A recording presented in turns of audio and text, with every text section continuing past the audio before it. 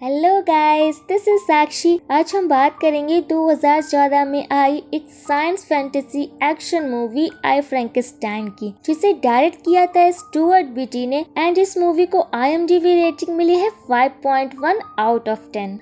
Movie की starting होती है 1795 में, जहां डॉक्टर विक्टर फ्रैंकेनस्टाइन ने एक लाश के हिस्सों को जोड़कर उसे जिंदा किया, लेकिन बाद में उन्हें एहसास हुआ कि उन्होंने एक राक्षस को बना दिया है। अपनी इस रचना से भयभीत फ्रैंकेनस्टाइन उसे नष्ट करने की कोशिश करते हैं, लेकिन वो राक्षस बच जाता है और बदला लेने के लिए विक्टर फ्रैंकेनस्टाइन की वाइफ एलिजाबेथ की जान ले लेता है। वो क्रिएचर वहाँ से चला जाता है। उसके बाद डॉक्टर फ्रैंकेनस्टाइन भी उसके पीछे जाते हैं। वो दोनों आर्कटिक पहुँचते हैं, जहाँ डॉक्टर विक्टर फ्रैंकेनस्टाइन ठंड में सरवाइव नहीं कर पाते और दम तोड़ देते हैं। फिर उस राक्षस ने उन्हें श्रद्धांजलि देने के लिए उनकी फैमिली सेमेट्री में उसे दफना दिया, उस किताब के साथ जिसमें शैतान को जिंदा करने की जानकारी थी। राक्षस वहाँ से जाने लगता है, तभी 3 शैतान उस पर हमला करते हैं और उसे अपने राजा नाबेरियस के पास ले जाने का जिक्र करते हैं। वो शैतान राक्षस पर भारी पड़ने लगता है, लेकिन जैसे ही वो राक्षस एक त्रिशूल से उस शैतान को मारता है, वो जलने लगता है, जिससे 2 गॉर्गल्स ऑफिर और केजिया में अचानक से जान आ जाती है और वो वहाँ डीमंस को मारकर नर्क में वापस भेज देते हैं। फिर वो दोनों हैरान होते हैं कि आखिर एक इंसान ने इस डीमंस को मार कैसे दिया। तभी वो विक्टर फ्रैंकेनस्टाइन की कब्र चेक करते हैं, जहाँ से उन्हें वो किताब मिलती है जिसमें उस शैतान को बनाने का मेथड लिखा होता है, जिससे वो जान जाते हैं कि वो शैतान फ्रैंकेनस्टाइन की रचना है और उसे वो अपने साथ कैसे लेकर जाते हैं। जहां आँख खुलने पर वो शैतान अपने आप को बंधा देखता है। फिर उसके सामने गॉर्गल्स की क्वीन लियोनोर अपने सेकंड इन कमांड गिडियन के साथ वहां पर आती है और शैतान को कैसल दिखाती है, और वो उसे अपने बारे में भी बताती है कि इन सभी को पृथ्वी पर राक्षसों से लड़ने और मानवता की रक्षा करने के लिए आर्क एंजल माइकल ने बनाया है। वो उस शैतान को एडम का नाम देती है और फिर उसे उनकी राक्षसों के अंगेज जंग के बारे में बताती है कि स्वर्ग में माइकल से युद्ध हारने के बाद सैटर्न ने धरती पर बदला लेने के लिए हजारों राक्षसों को रिलीज कर दिया, जिससे भगवान का निर्माण और इंसानों का वजूद धरती से मिट जाएगा और इन लोगों का काम राक्षसों को ऐसा करने से रोकने का है। इसलिए एडम की शक्ति को देखने के बाद वो उसे अपनी सेना में शामिल होने के लिए आमंत्रित करते हैं, लेकिन एडम उन्हें साफ मना कर देता है क्योंकि वो अकेले रहना चाहता है। लेकिन उसके जाने से पहले उसे बैटन जैसे हथियार दिए जाते हैं खुद की रक्षा करने के लिए, जिससे एडम उन राक्षसों को नर्क में भेज पाने में सफल होगा। उसके बाद एडम दुनिया की किसी कोने में अपनी जिंदगी जीने लगता है, लेकिन वो राक्षस कभी भी उसका पीछा नहीं छोड़ते और फिर लगभग 200 साल गुजर जाते हैं, जहाँ उसके आसपास की पूरी दुनिया बदल गई होती है, लेकिन शैतान ने उसका पीछा आज तक नहीं छोड़ा। इसलिए वो इंसानी दुनिया में उन शैतानों को ढूंढकर उन्हें मारने लगता है। ऐसे ही एक शैतान को मारते वक्त एक पुलिस ऑफिसर की जान चली जाती है और एडम वहाँ 2 डीमंस को मार देता है, लेकिन एक डीमन हेरेक भागता हुआ चला जाता है और उसे देखते हुए एडम वहाँ जाता है। तभी गॉर्गल्स एडम को उठाकर अपने साथ ले जाते हैं और सजा के रूप में उसे कैद कर लेते हैं। दूसरी तरफ हेरेक जो बच निकला था, वो तुरंत अपने राजा नेबेरियन को एडम के जिंदा होने की खबर देता है। तब हम सबको पता चलता है कि राजा नाबेरियन 1 मिलियन बिजनेसमैन स्पेसिस के रूप में वैज्ञानिक टेरा एंड कार्ल्स की मदद से ऐसे एक्सपेरिमेंट को अंजाम दे रहे हैं जिसमें वो मरे हुए को फ्रैंकेनस्टाइन की रचना की तरह जिंदा कर सके। उसे पता चलने पर कि एडम अभी भी जिंदा है, तो वो अपने सबसे काबिल डीमंस को गॉर्गल्स पर हमला करके एडम को वापस लाने का आदेश देता है, ताकि वो एडम से मरे हुए को जिंदा करने का रहस्य पता कर सके। अब हजारों में राक्षसों की सेना देखने के बाद गॉर्गल्स समझ जाते हैं कि वो एडम को हासिल करने के लिए आए हैं, और देखते ही देखते गॉर्गल्स एंड डीमंस के बीच एक महायुद्ध छिड़ जाता है। गॉर्गल्स कई राक्षसों को नर्क में भेजने में सफल होते हैं और कई राक्षस गॉर्गल्स की जान लेकर उन्हें स्वर्ग में भेज देते हैं, पर हजारों संख्या में राक्षसों की सेना के बीच गॉर्गल्स कमजोर पड़ने लगते हैं, जिससे ऑफिर एंड केजिया भी मारे जाते हैं और फिर सभी गॉर्गल्स को हारता हुआ देख एडम को अपनी रक्षा करने के लिए रिहा कर दिया जाता है और फिर वो भी राक्षसों से जंग में शामिल हो जाता है और अंत में राक्षसों का लीडर जूरियल एडम को ना पकड़ पाने पर लियोनोर को पकड़ लेता है। एडम को पता चलने पर वो एक डीमन से नवेरियस के प्लान का पूछता है। डीमन उसे बताता है कि उनका प्लान था कि जब गॉर्गल्स एडम को बचाने में बिजी होंगे तब वो लियोनोर को लेकर जाएंगे और बाद में उसके बदले गॉर्गल्स से एडम को मांगेंगे। फिर एडम उससे लियोनोर को रखने की लोकेशन पूछता है तो डीमन उसे थिएटर बताता है। फिर एडम उस डीमन को मार कर वहाँ से निकल जाता है। फिर जब गिडियन को एडम वहाँ नहीं मिलता तो वो कैसल आता है और गॉर्गल्स को बचाने के लिए फ्रैंकेनस्टाइन की बुक निकाल कर थिएटर जाता है जहाँ जूरियल लियोनोर को पकड़े होता है और एडम वहाँ पर छुपा हुआ होता है। फिर गिडियन एडम की जगह फ्रैंकेनस्टाइन की बुक जूरियल को दे देता है और लियोनोर को लेकर निकल जाता है। फिर उसकी जाते ही एडम वहाँ डीमंस पर अटैक कर देता है जिसे देखकर जूरियल वहाँ से भागता है। फिर एडम उसके पीछे डीमंस के हाइड आउट में पहुँच जाता है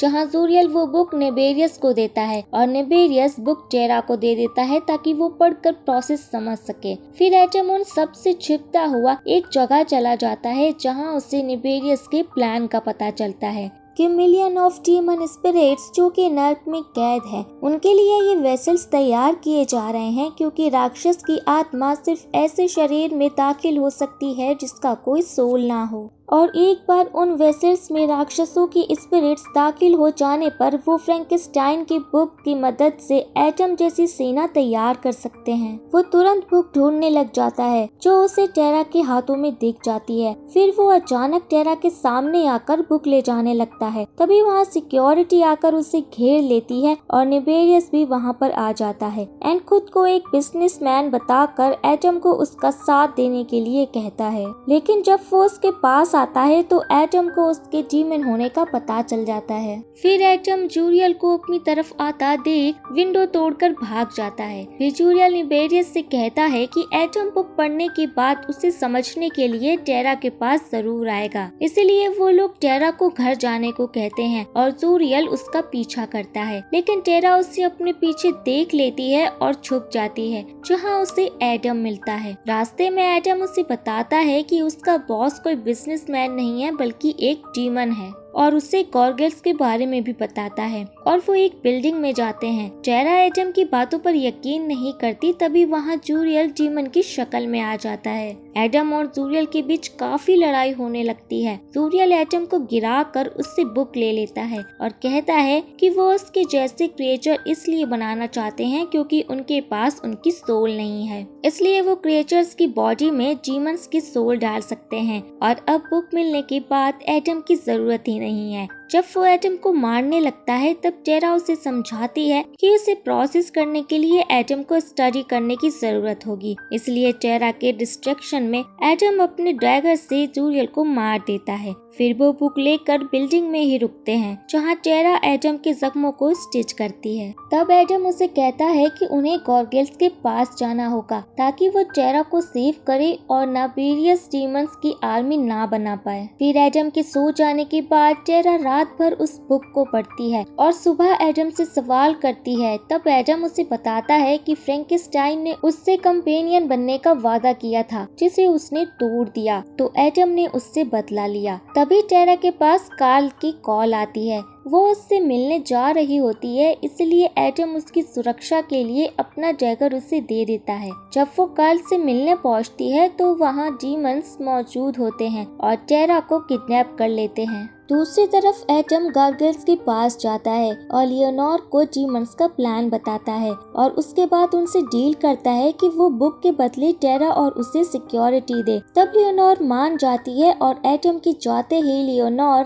गिडियन को ऑर्डर देती है कि वो बुक लेकर एटम को मार दे क्योंकि वो इंसानों की खातिर एटम को फिर से जिंदा रख कर और जोखिम नहीं उठा सकती। गिडियन एटम के पीछे जाता है उसके रूम तक जहाँ उसे बुक उठाने पर गिडियन एटम पर हमला कर देता है और बिल्डिंग से नीचे गिरा देता है। लड़ाई झगड़ा बहुत बढ़ने के बाद एटम किसी तरह गिडियन को स्वर्ग में कैद कर देता है और उसके बाद वो उस बुक को नष्ट कर देता है ताकि डॉक्टर फ्रैंकेनस्टाइन की खोज रहस्य बन जाए और कोई उस तक पहुंच ना सके। फिर जब वो टेरा को कार्ल की बताई लोकेशन पर मिलने जाता है तो उसे अपना डैगर वहां पर गिरा मिलता है। उसके बाद नावेरियस टेरा के सामने कार्ल को मारकर उसे ब्लैकमेल करता है कि वो उसे जिंदा करे। टेरा मजबूरी में उसकी बात मान कार्ल को जिंदा करती है। उसे देख नावेरियस का डीमन साइंटिस्ट उसके मेथड्स और प्रोसेस ऑन कर देता है और फिर देखते ही देखते सभी वेसल्स में जान आने लगती है। दूसरी तरफ कारगिल्स एटम को देख कर लियोनोर को खबर करते हैं और लियोनोर कारगिल्स को लेकर एटम के पीछे आती है एंड एटम उसे लीड करता हुआ नावेरियस के लैब की तरफ ले जाता है। लियोनोर समझ जाती है कि एटम उन्हें वहां इसलिए लेकर आया है ताकि वो सारे डीमंस को एक साथ खत्म कर पाए।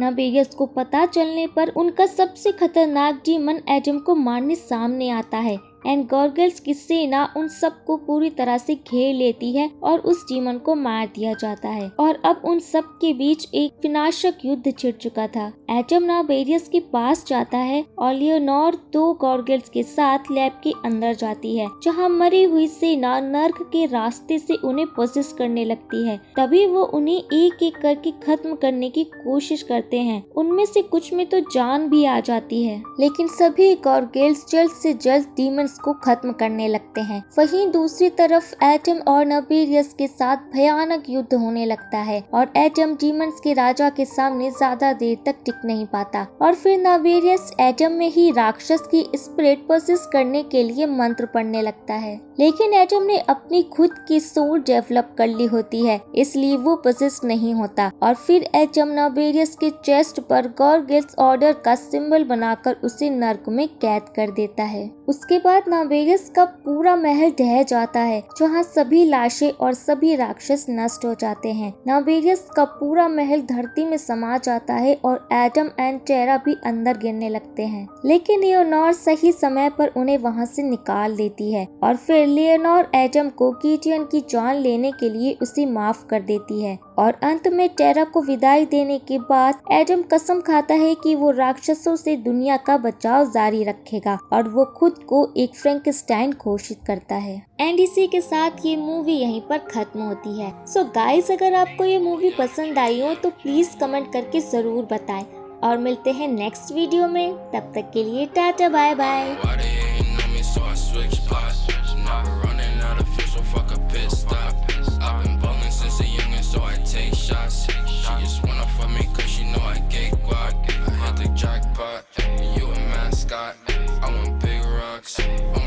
Watch.